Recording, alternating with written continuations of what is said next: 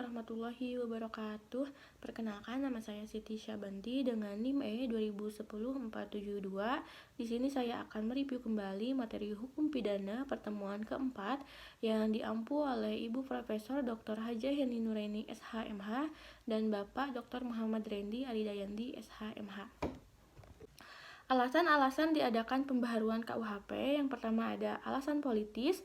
Negara Indonesia adalah negara yang merdeka, oleh karena itu sudah sewajarnya lah kalau memiliki KUHP yang sifatnya nasional yang merupakan hasil ciptaan bangsa Indonesia sendiri. Yang kedua ada alasan sosiologis. Dalam KUHP warisan kolonial Belanda masih ditemukan atau terdapat nilai-nilai budaya dan agama di Indonesia yang tidak diatur dalam KUHP, bahkan tidak mendapatkan pengaturan. Yang ketiga ada alasan praktis, di mana masih banyak sarjana hukum di Indonesia yang tidak mengerti atau menguasai bahasa Belanda secara lancar.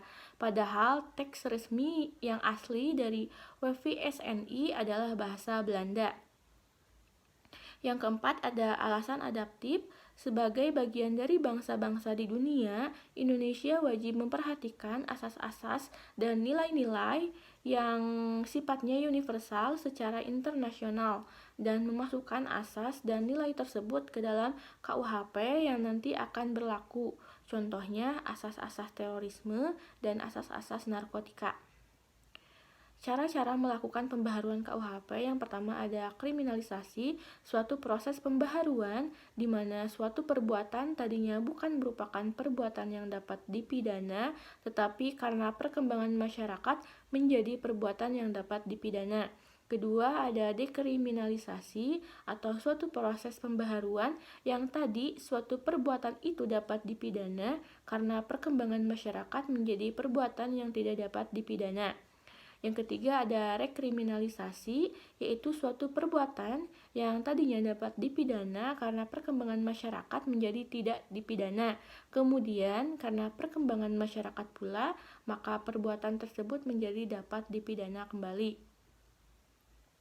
Metode pembaharuan KUHP, yang pertama ada evolusi atau evolusionis, pembaharuan yang dilakukan dengan cara menyelipkan pasal-pasal baru dalam KUHP.